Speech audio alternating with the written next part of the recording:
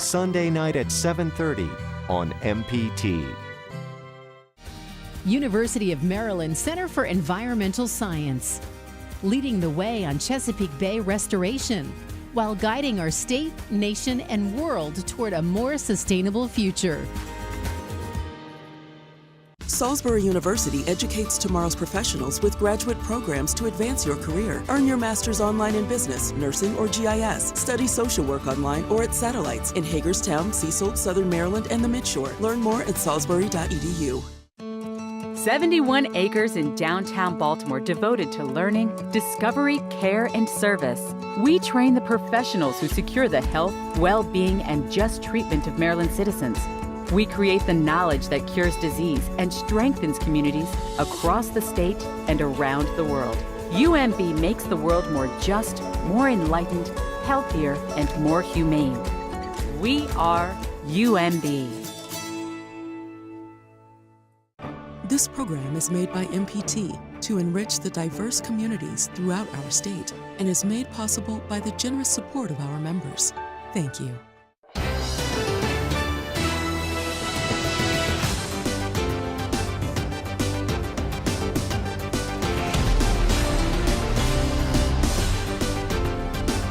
Good evening and welcome to State Circle. Coming up tonight, the midnight confetti drop ends the 2022 General Assembly.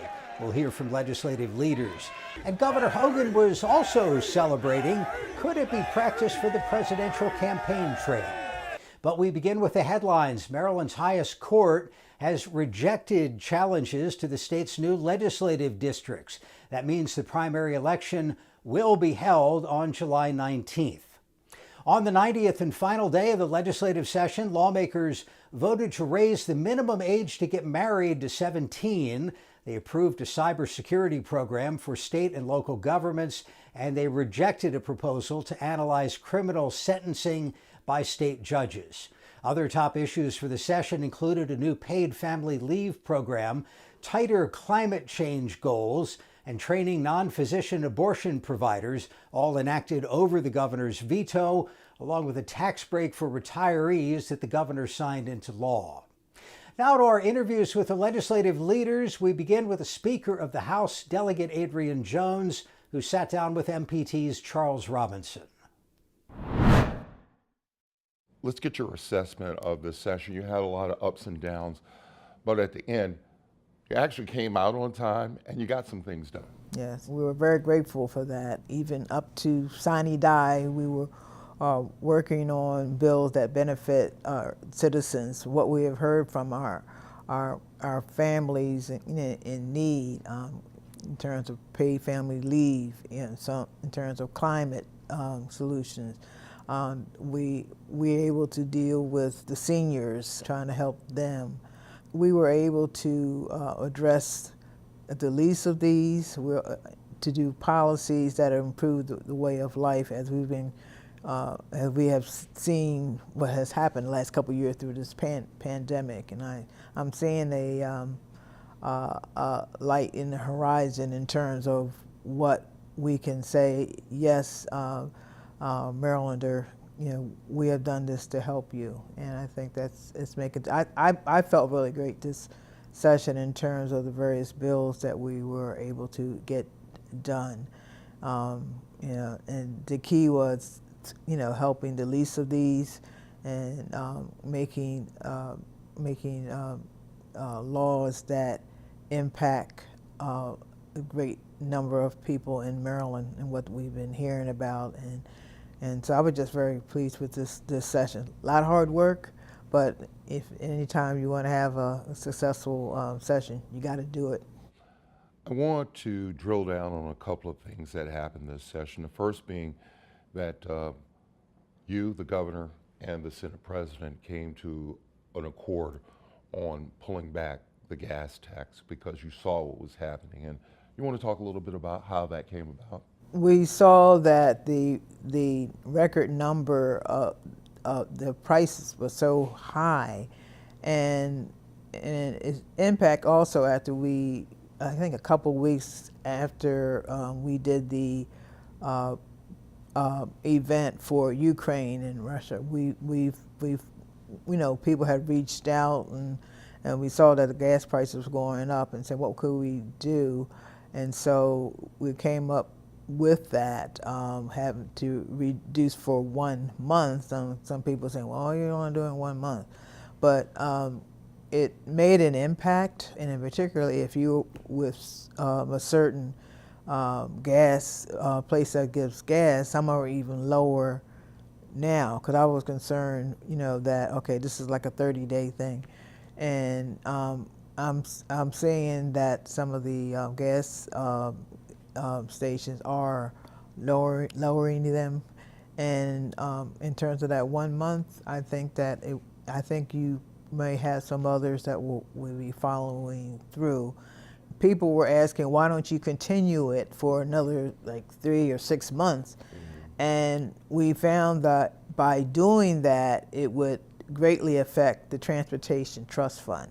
So, because that's what had been some of the criticism. But for the most part, people have been very positive in terms of even having that relief for those 30 days. I want to shift gears and talk a little bit about some of the bills that both chambers, including your chamber, passed and the governor vetoed. I was here on Saturday. That was a tough day. How did you see it from your perspective? Because I remember the initial debate on the abortion access bill. There were a lot of personal stories, but then it got a little, I'll call it rugged. In other words, there were people who were like, you're not listening to me. How did you see it from your perspective up there? Well, I firmly believe when I testify in some of the bills that people need to concentrate it's about a woman's right to choose. And there were a lot of misinformation out there in terms of exactly what the bills would be doing, but ultimately it does give that prerogative for someone. It's not telling you you have to or no, but it gives you that one way of be able to deal with your personal situation. So, and I think that there are always going to be distractors, but I also believe when we've heard from the other side says, thank you, because they had their own personal feelings about it and they felt that they were out there. So I think it helped, and if you look at it as just help, is a way of allowing a woman to deal with her own body. There are people saying, well, you need to be doing this, you need to do this. Women know what how their own bodies are, and I think they should have that choice. The paid family leave. There have been a lot of folks who have tried to do this, and this was the year it got across the finish line, and then it was vetoed. Tell me what paid family leave means to Marylanders now.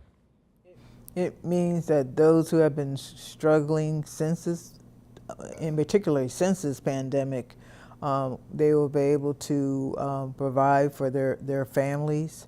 It will, it will be a measure that those who thought that there wasn't any recourse they could have in providing for their families, and I think it's just a way of allowing our families and the community to be able to address it and not feel like, what can I do? I want to end on this because in this hall is now a portrait of your predecessor. Tell me, because it was around this time when he actually transitioned, tell me what that means to you. It means a great deal to me. He was the 106th Speaker of the House. I was his Speaker pro tem for 16 years, so we worked closely together. We've been trying to, when he was, healthy and alive, to get him to sit for this portrait, and seeing it hanging, which we were able to do actually on Sine Die, means a lot. So, it's a big deal, and we have as we refer to him as the coach. The coach is looking out on the House chamber, and I think we were very, very thrilled. Had all the former staffers come out, and his family actually, did the unveiling, and it's a big deal for a man that well deserved it. And now across the hall to the Senate, where Senate President Bill Ferguson spoke with MPT's Sue Copen. Senator Ferguson, thank you for joining us. Thank you for having me. Looking back on this term, you came in as the senator from Baltimore City's 46th district. You leave here having served as Senate President for 3 years during a pandemic. But also still the senator from the 46th district. That is, yes. The most important job I have. This probably was not how you envisioned things when you came in here 4 years ago. This was not how I envisioned things 4 years ago. This was a very unexpected term in every way, and it was extraordinary in every way. I think coming in January of 2019, the last thing in the world I thought would be happening was that you and I would be sitting here in this capacity. And I think very similarly, my counterpart in the other chamber, Speaker Jones, I don't think had any idea that she would be in the position that she's in. We had two very stalwart leaders of chambers that were staple figureheads for Maryland. And so I was very content being the vice chair of Budget and Tax Committee and working on education funding and Kerwin. And circumstances were as they were. And coming into this role was incredibly, I'm incredibly grateful to be able to do it. And then a pandemic hit.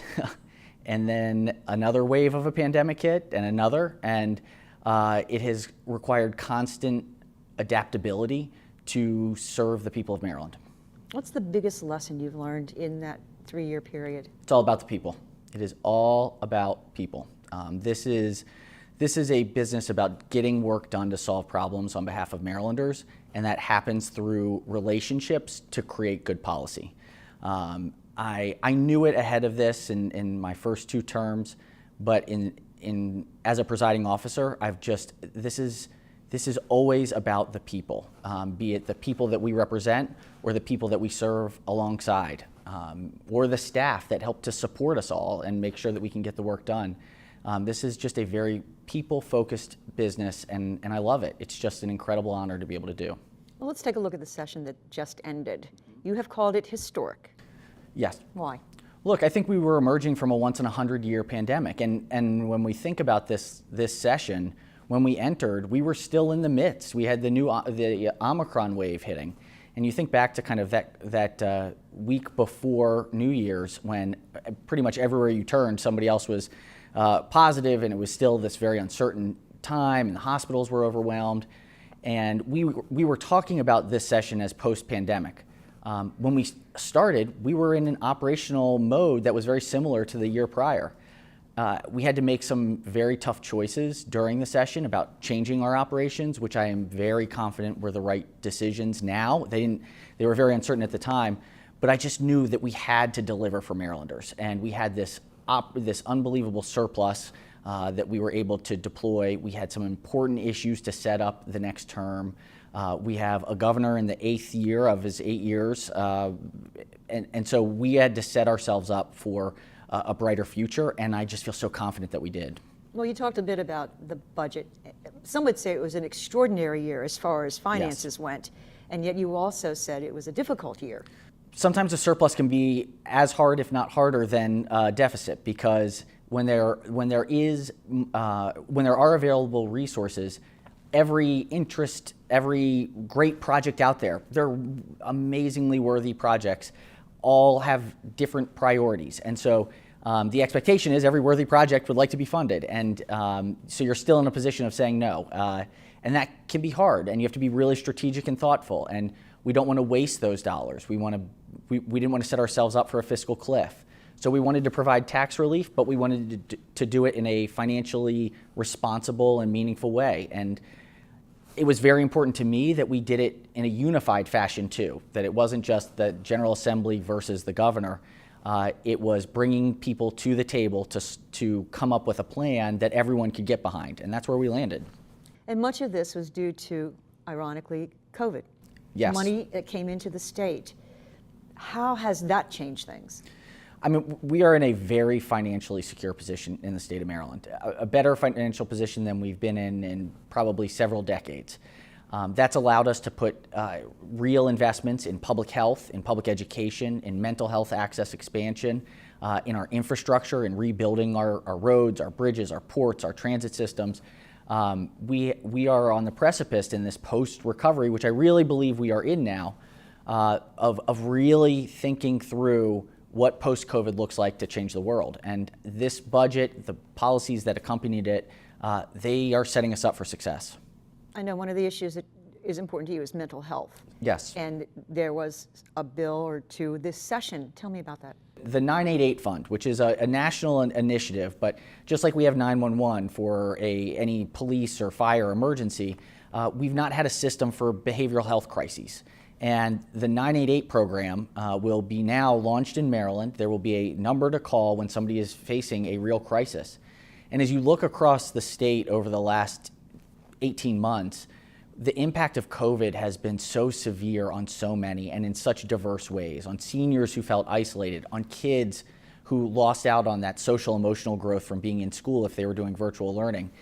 And so the long tail of what I think all of us are experiencing is behavioral health issues that we're going to have to really be able to navigate and tackle. And we need the providers, we need access, we need to change the stigmas around mental health care.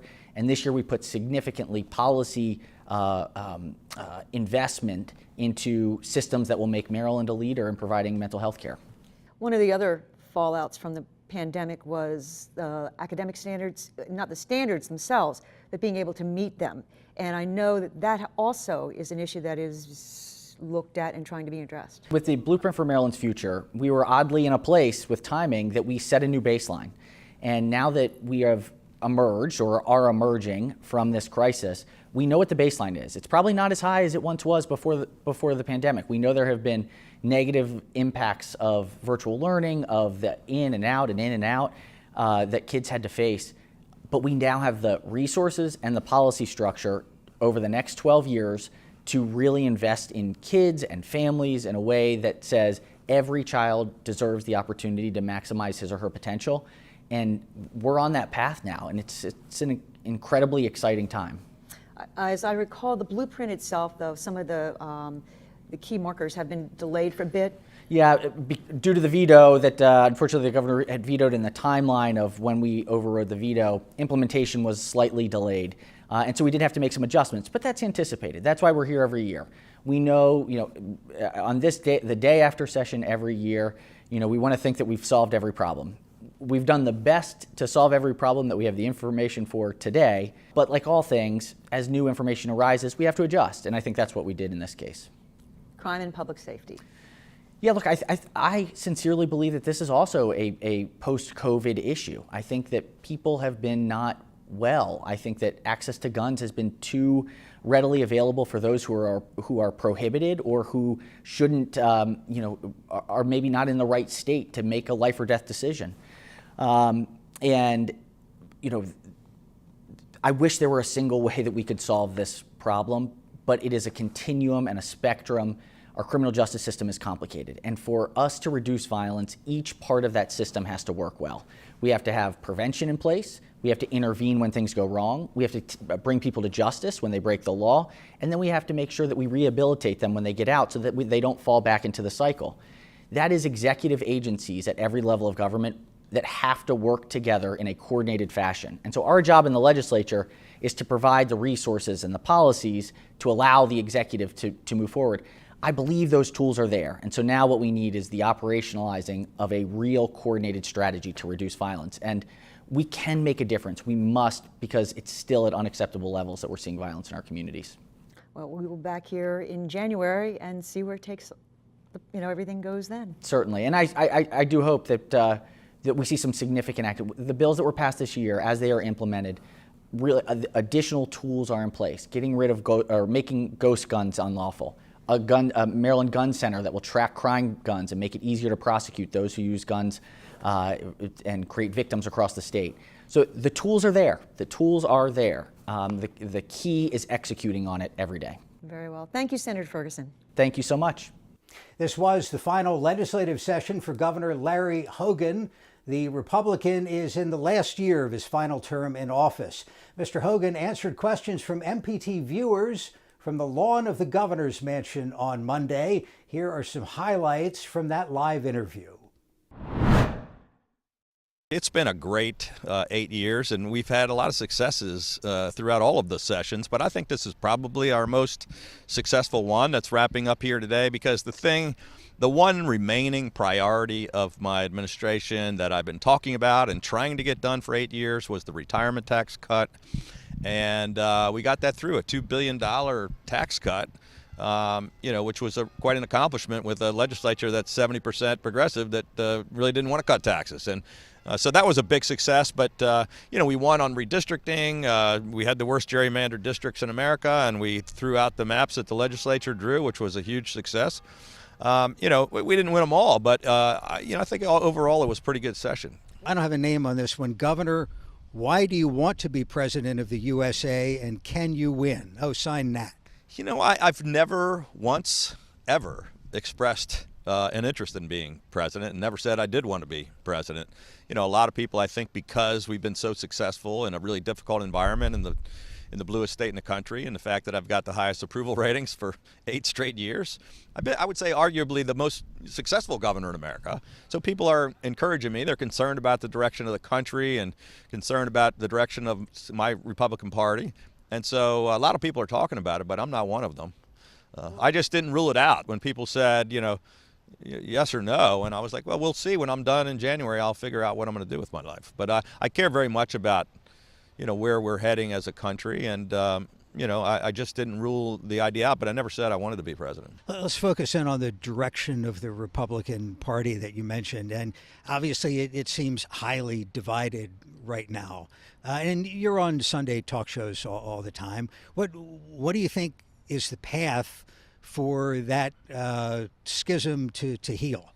Well, look, I think, quite frankly, both parties have a schism to heal, and both of them are heading in the wrong direction. So the Democratic Party is moving far to the left, where most people are not. Americans don't think the Democratic Party should be going so far to the left. My party seems to be, some of them moving off to the right with crazy conspiracy theories that don't really make any sense. But 70% of the people in America are somewhere in the middle and don't either agree with what the Democratic Party or the Republican Party is doing. Quite frankly, that's why both Joe Biden and Donald Trump are both somewhere around 38% approval rating instead of 79% approval rating. It's hard to run for president, run for anything in a primary by saying, I'm going to compromise a lot. I'm going to be the purple candidate, because the people who are voting in the primary, they are the true believers. Well, look, I happen to think that, I'm a big believer in a competitive two-party system. I think it's important to the country, and I think you stand up and fight for the things you really believe in, but not, to just create more divisiveness and dysfunction.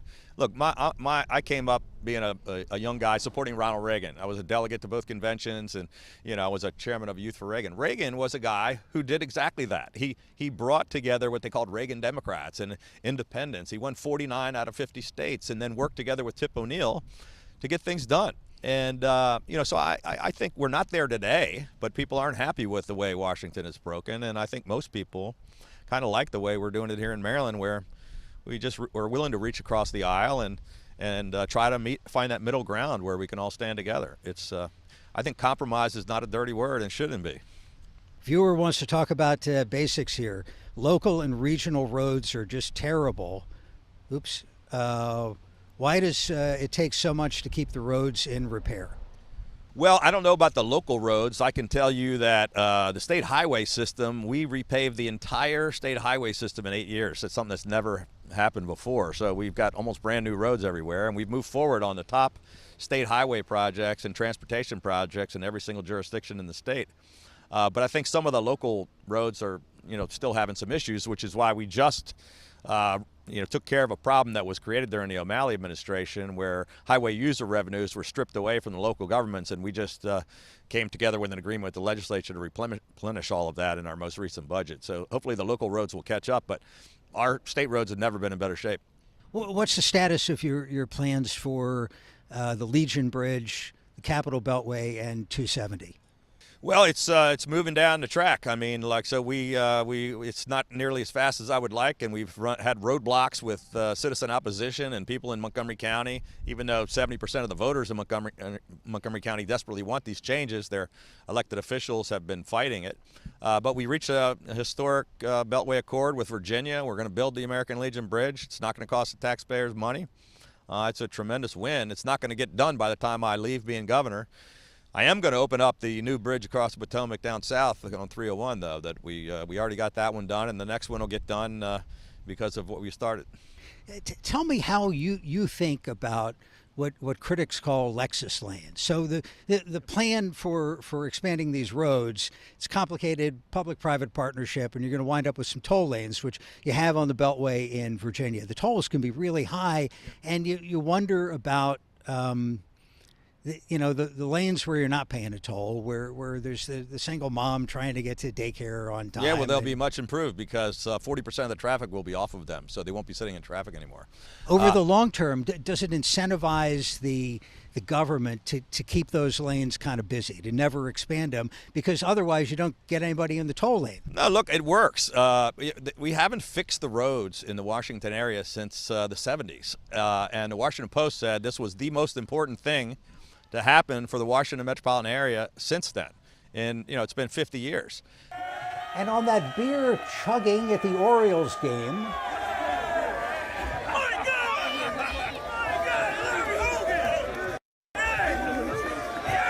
I'm a man of the people, and it was a Natty Boh. It was a 16-ounce Natty Boh, just, even bigger. But people seem to love it. It's, people were going wild chanting Hogan, Hogan. So, it's been a long time since I've been in, college, but it kind of brought back some of those memories. Well, if we see you doing that at county fairs in Iowa in a little bit, we'll have some idea what your future is going to be. To see the whole Hogan interview, visit video.mpt.tv and scroll down for the Direct Connection page. And that is State Circle for this week. Join us next week at this time as we focus on the Chesapeake Bay for MPT's Bay Week. Coming up Monday on Direct Connection, new treatments for cancers of the head and neck. Join us Monday evening at 7. Remember to follow us on Twitter and Facebook at MPT News. And now for all of us at MPT, thank you for watching and have a good night.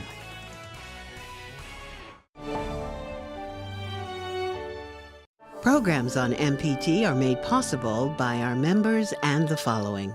Claim your future through UMBC's new graduate programs in software engineering. Providing modern approaches to software development and implementation, UMBC's faculty is ready to help connect you to resources and opportunities in this in-demand field. We at Sage Policy Group recognize that this is a challenging period for households and businesses. But Marylanders are intelligent, strong, inventive, and entrepreneurial. Eventually, this economy will bounce back stronger than ever. 71 acres in downtown Baltimore devoted to learning, discovery, care, and service. We train the professionals who secure the health, well-being, and just treatment of Maryland citizens. We create the knowledge that cures disease and strengthens communities across the state and around the world. UMB makes the world more just, more enlightened, healthier, and more humane. We are UMB. When did you become Paul Spector? His journals talk of climbing scaffolding. Why did you change? Finding windows open, doors unlocked, alarms not set. What a clean start. New life. The charges against the accused are stated as 4 counts of murder. Has that new life worked for